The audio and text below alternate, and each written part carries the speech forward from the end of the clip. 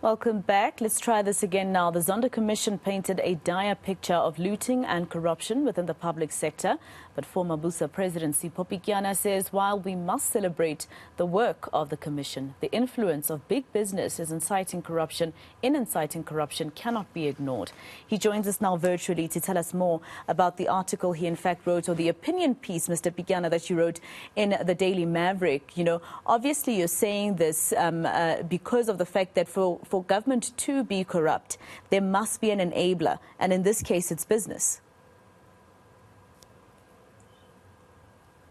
Good afternoon to you and your viewers. Yes, indeed, that's exactly my point. My point is that the Zondo Commission has taken us quite down the road in terms of scrutinizing the extent of and pervasive character of corruption in the state system, and as a result of that, exposed some, and indeed what it didn't do, because that's not what its terms of reference were about, was to subject the other party to this in terms of public perception, real or otherwise, which is business.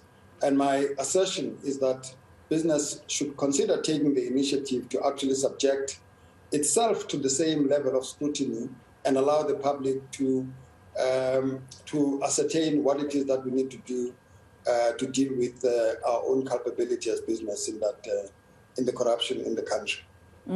Of course, a lot of people in business have been saying that they'll work with the SIU, the Hawks, and all the other organizations, law enforcement organizations that are supposed to make sure that Zondo's recommendations are implemented. But you're saying that that's not enough? I'm saying that's good. It's good that we should work and cooperate with the law enforcement agencies, but that's dealing with the symptom rather than dealing with the foundation of the scourge. Let's take an example here, Mashekho. The country is concerned about how funds and finances play themselves out in politics in the country. The financing of political parties, the financing of candidates in contestations that happen in political parties, not just in the ANC, but in other, across the board.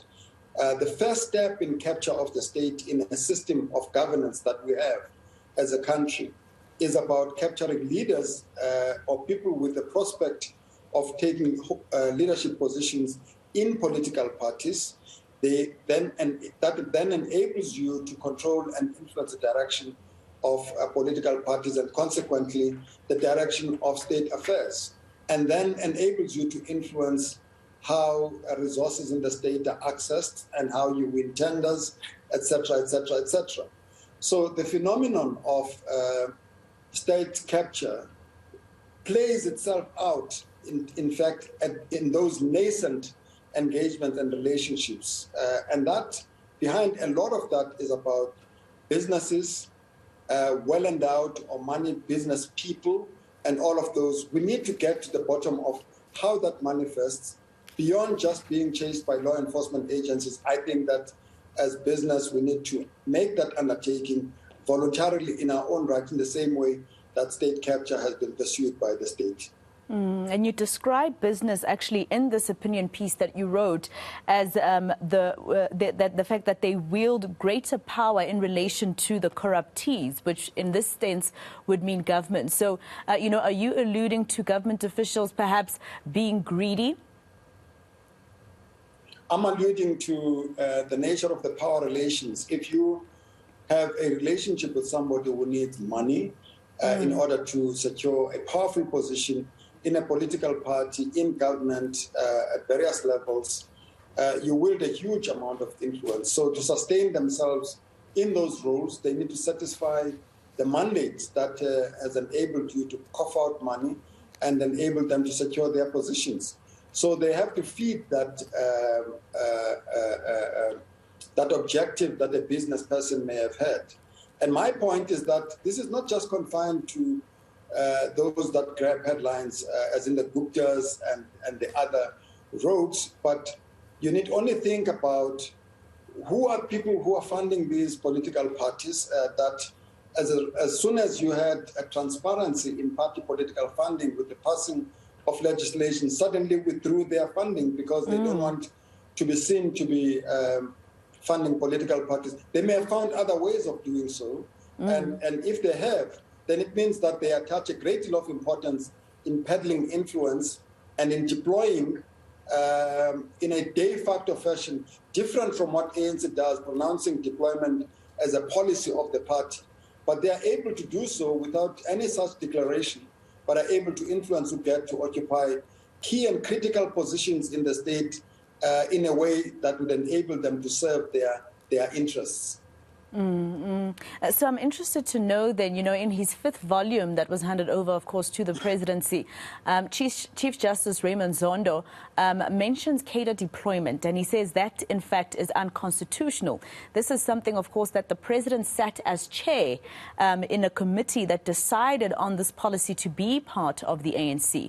What do you think of the recommendations that were made about cadre deployment, and what do you think about that policy in itself? Isn't it problematic as well? Well, cadre deployment policy, with all the good intentions behind it, has been corrupted. It served its purpose at some point. It doesn't change the fact that it may have been unconstitutional.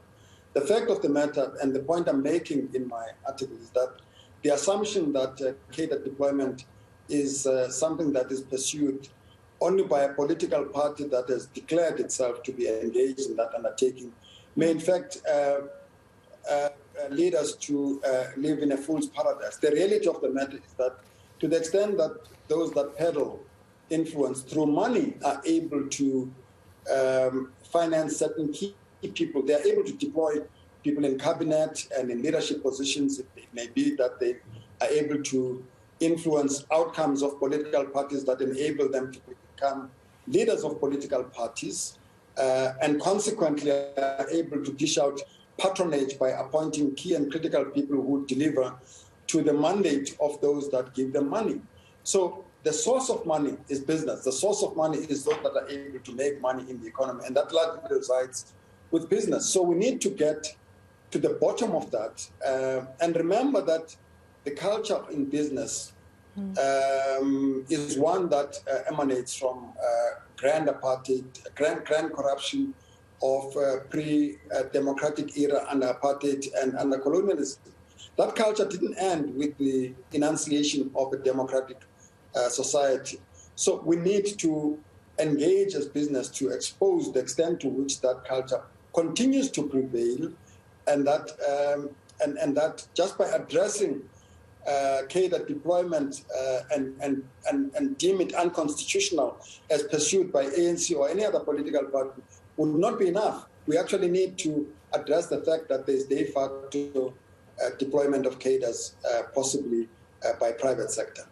Mr. Pityana, there's also, I think what you're saying also in your article, and you can correct me if I'm wrong, that if at some point South Africa sees itself being governed by another political party, as long as there hasn't been an investigation or business has not subjected itself to an investigation about being the corrupter, it doesn't mean that once the ANC falls away that a different political party would do anything different, because business would still be there and business would still be the same.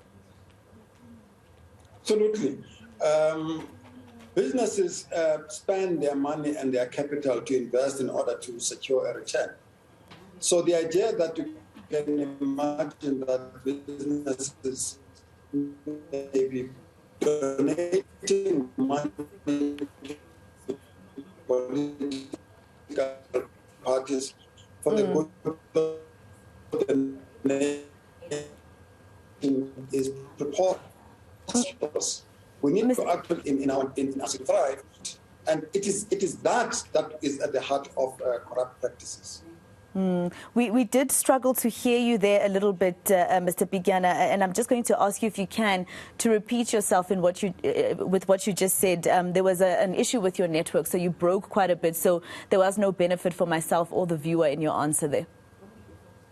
I apologize. No, my point is this, that we must start from an assumption that when business spends huge sums of money and invest in a political party through supporting either a leader who's contesting a leadership position or to invest in a political party, it is because they expect a return. It's either they support the policies or they expect that the policies so pronounced by that political party would benefit their business or benefit them individually. For whatever reason, business more often than not deploy capital in order to get a return. The issue is to just say that cadre deployment is unconstitutional, and therefore the political parties in power, whether it's ANC today or the DA in the Western Cape or any other party, is good, but it's not good enough. We need to actually talk about how business acknowledges that and ensures that it cleans up its house to ensure that the business stops financing and interfering in political processes in order to capture the outcomes of public policy and state conduct. Now, today is obviously day 2 of the SACP's National Congress, and the outgoing Secretary General or General Secretary Bladen Zimande was speaking, and at some point he actually blamed the financial sector for the poor that we see in the country, or the inequalities that we see in the country. I wonder what you think. He says the financial sector, including the banks, are overly powerful, and they basically just put the poor in a corner with their policies that basically just leaves the poor out. What are your thoughts to those sentiments by Nzimande? Well, the financial sector is at the heart of any economic transformation agenda, and to the extent that it is not an enthusiastic supporter in promoting that, you are unlikely to succeed. So I have a sense that he may very well be correct in suggesting that access, for instance, to finance by the poor financial services by the poor is very difficult. It is expensive. It is not affordable more often than not, and it is quite complex. So, if you don't have access to the financial services as a country, that accentuates the possibilities of inequalities being widening. But I do think that it is also a failure of enforcement of a great deal of transformation policies we had introduced, because a lot of those had been corrupted. So in some ways, it is in part that we have to scrutinize that and the extent to which financial services has failed the agenda for transformation. My sense is that it's likely to be correct. All right, Mr. Pityana, thank you very much for your time here on All Angles. That is Sipho Pityana. He is the former president of Business Unity South Africa.